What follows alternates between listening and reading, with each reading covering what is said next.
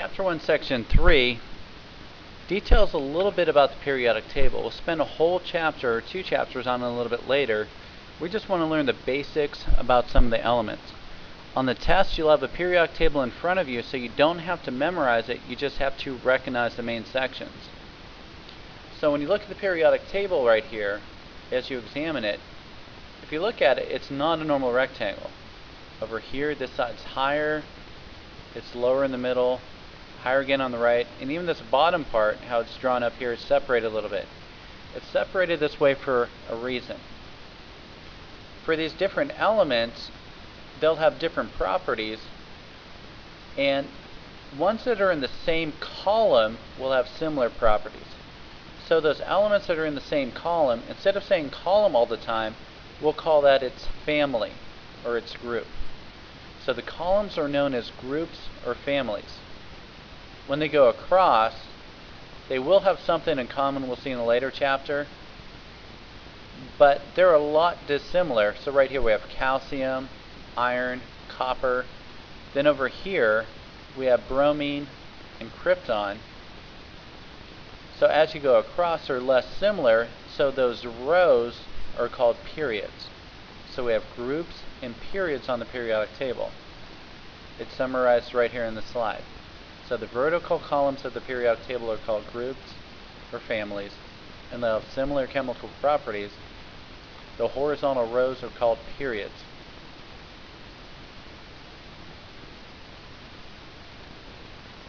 On the periodic table, another reason why it's not a rectangle, they're grouped based on how they act.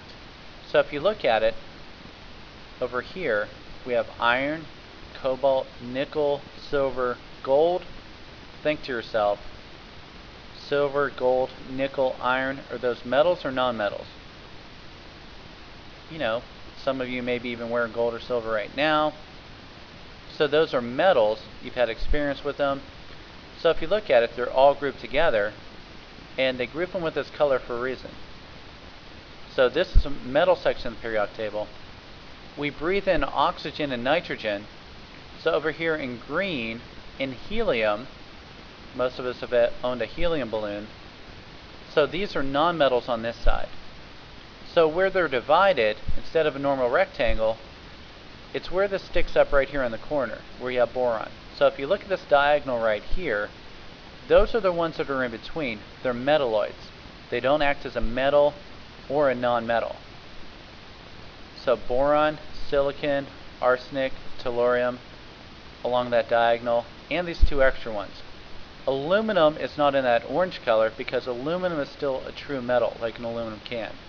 But germanium and antimony, they'll also act as metalloids.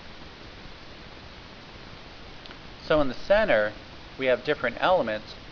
Gold, copper, and aluminum, they're true metals. That's why they're indicated in red.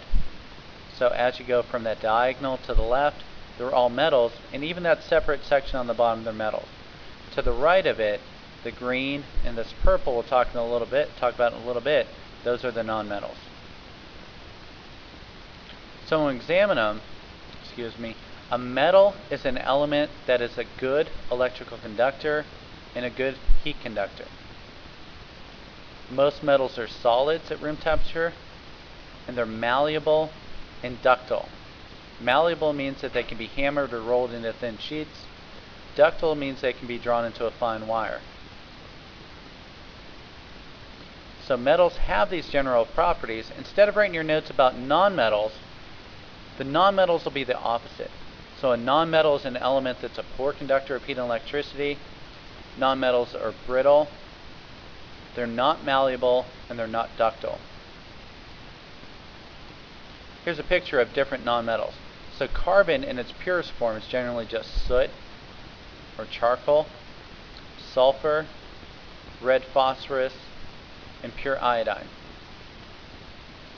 Now the other thing that we have is a metalloid. A metalloid has properties of both. It depends on how it's used. So along that diagonal, it's kind of like the difference between black and white, where you get the gray color. Or as Mr. Klotzbach loves to note, the difference between white and red that would end up to be pink. So a metalloid is an element that has characteristics of metals and some characteristics of nonmetals.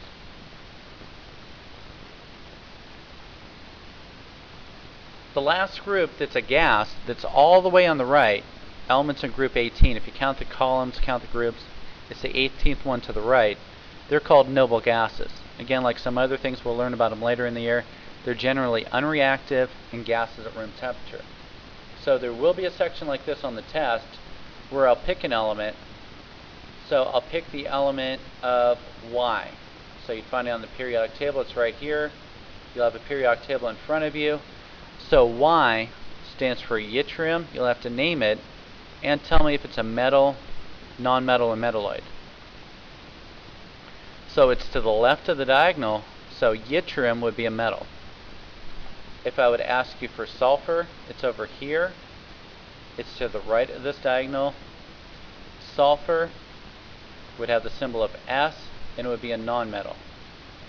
If I asked you for AS, AS is right here. It's on the diagonal that separates the metals and nonmetals. So AS would stand for arsenic, and it would be a metalloid. So review these things. If you have any questions, make sure you ask.